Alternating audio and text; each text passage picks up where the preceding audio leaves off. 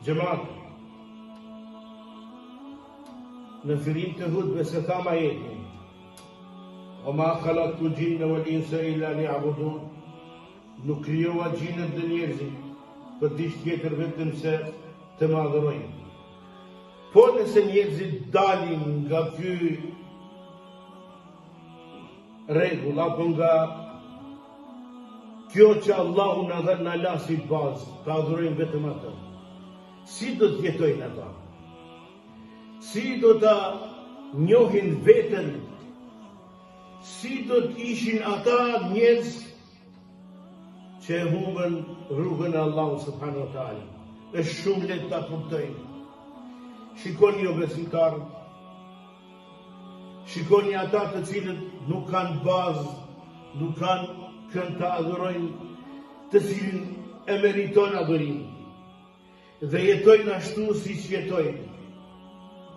E sa ka dhe prej muslimanëve që me emër ndoshta është musliman, me vepër është jashtë islamit, jashtë imanit, nuk ka lidhje me fenë islame, i ka mbetur vetëm emri në letë njoftimin e tij.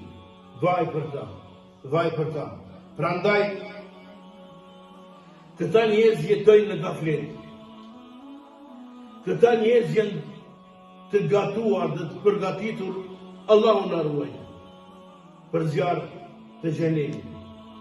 Thot Allahu xhalla shanu në Kur'anin famlar: وَلَقَدْ ذَرَأْنَا جَهَنَّمَ كَثِيرًا مِنَ الْجِنِّ وَالْإِنسِ لَهُمْ قُلُوبٌ لَا يَفْقَهُونَ بِهَا وَلَهُمْ أَعْيُنٌ لا يبصرون بها ولهم آذان لا يسمعون بها أولئك كالأنعام بل هم أضل أولئك هم الغافلون. Çfarë do të thotë? Ne krijuam shumë prej gjinëve dhe njerëzve për xhehenem. Ata kanë zemra, por nuk kuptojnë ato.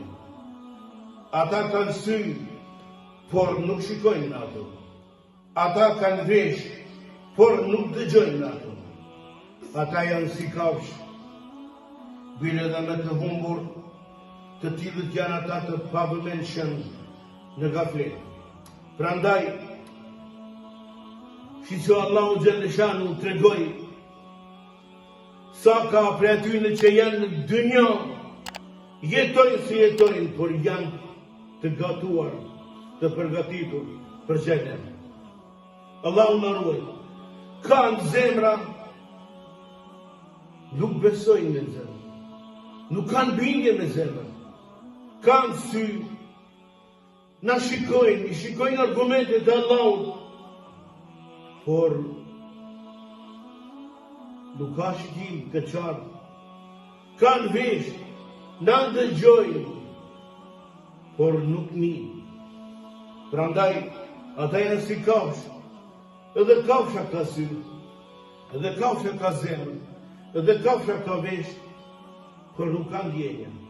Nuk i shikon ato që ne mund të shikojnë, mund të dëgjojnë, mund të ndinë, por aq kemi ra në drejtit të asaj kafshë që ajo nuk shikon, nuk ndjen, as nuk dëgjon.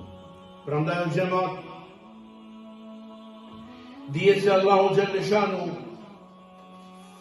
na urdhëroi neve që ne në këtë botë ashtu si jemi të marrim dituri mbi të.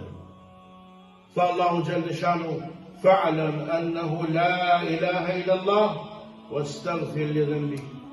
Atëherë dije se nuk ka të adhuruar tjetër posa Allahut dhe kërko falje për mëkatin tënd. Me dituri arrin të gjitha. Me dituri e arrin ta kupton Allahun tënd, ta kupton krijuesin tënd, ta kupton për çfarë të krijoi, ta kupton se çka kërkon prej teje. Dituria është para fjalës, para veprës. Prandaj kemi kujdes. Mos të marrim gjërat pa dituri. Merrni dituri, qoftë edhe prej një hoxhës që ka ndoshta një dituri pak ma shumë se ti. Miru me atë. Dhe mëse le vetën në dynja, të hargjohet jeta ashtu si që hargjoj njerëzit, e pastaj mbaron jeta e tyre. O xhemat, nëse merë diturin, bi Allahun, bi kryusin tënë, si të adorohet, si të nështërohet,